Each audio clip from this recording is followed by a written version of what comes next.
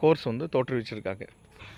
2025, 25ஆம் இந்த கல்வியாண்டில் பார்த்தீங்கன்னா, சுழற்சி 1ல் பணிபுரியும் கௌரவறியாளருக்கான ஏற்கனவே வந்து இது பெரிய ரெக்ரூட்மெண்ட் வந்து டெம்பரரியாக ஒர்க் பண்ணுற கௌரவறியாளர்கள் பணியிடங்கள் இல்லாமல், ஏற்கனவே இந்த வருடத்துக்கான 2025, 26ஆம் கல்வியாண்டில் நிறைய பணியிடங்கள் வந்து காலியாக இருக்குது. அதாவது 2024, 25ஆம் கல்வியாண்டில் பார்த்திங்கன்னா அதிகபட்சமாக நிறைய ரிட்டையர்டு பேராசிரியர்கள், இணை பேராசிரியர்கள் இவங்க எல்லாமே நிறைய பேர் வந்து ஓய்வு பெறும் வயதை எட்டி ஓய்வு பெற்றிருக்காங்க. ஸோ இதுக்கு வந்து ஒரு பெரிய காலி பணியிடம் இருக்குது. இது மட்டும் இல்லாமல் புதிய கல்லூரிகளில் வந்து இந்த ஏற்படும் பணியிடங்களுக்கும் பார்த்திங்கன்னா நிறைய தேவைகள் ஏற்பட்டிருக்கு. இதுக்கு முன்னாடியும் வந்து நிறைய கல்லூரிகளில் பார்த்திங்கன்னா டிப்ளாய்மெண்ட் பண்ணி நிறைய பேராசிரியர்கள் வேறு கல்லூரிக்கு போனதாகவும், பணிமறுதல் இடம்பெறுதல் இந்த மாதிரியான பணிமறுதல் ரொம்ப கம்மி தான்.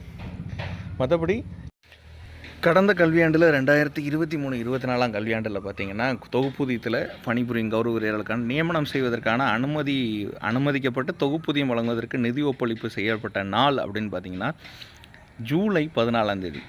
ஸோ இந்த தேதியில் தான் தொகுப்பூதியம் அவங்களுக்கு ஊதியம் வழங்குவதற்கான நிதி ஒப்பளிப்பு ஆணையிலேருந்து எல்லாத்தையும் வந்து அப்போ தான் வந்து ரிலீஸ் பண்ணியிருக்காங்க. அதுக்கு மூலமாக தான் அவங்களுக்கு சேலரி இஷ்யூ எல்லாமே கொடுத்துருக்காங்க. ஸோ இந்த டைமில் பார்த்திங்கன்னா அந்த ஜூலை 14ஆம் தேதி 2023 ரெண்டு சுழற்சி 1 ஷிஃப்ட் 1க்கான சேலரி கொடுத்ததுன்னு பார்த்திங்கன்னா அந்த தேதி தான்.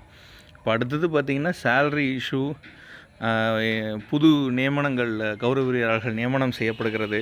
இது எல்லாமே வந்து முன்னாடியெல்லாம் பார்த்திங்கன்னா ஒரு 10 வருஷத்துக்கு முன்னாடி டிசம்பரில் எல்லாம் வந்து ஆர்டர் வரும். 5 மாத சம்பளம் இல்லாமல், 8 மாத சம்பளம் இல்லாமல், 10 மாத சம்பளம், 7 மாதம் சம்பளம்லாம் இப்படிலாம் கொடுப்பாங்க.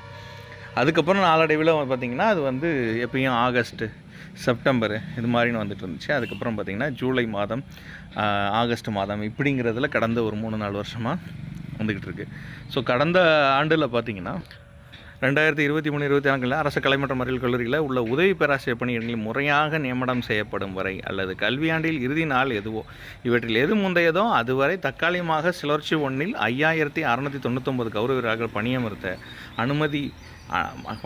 அனுமதியும் அதற்கான செலவினமாக ஒரு கௌரவறியாளருக்கு மாதம் ஒன்றிற்கு ஊதியமாக 20,000 ரூபாய் வீதம். இது கடந்த ஆண்டில் வந்து 20,000 ரூபாயாக இருந்துச்சு.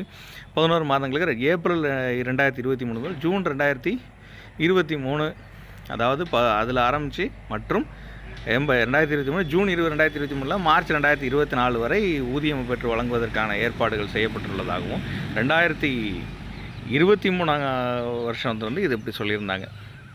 அது மட்டும் இல்லாமல்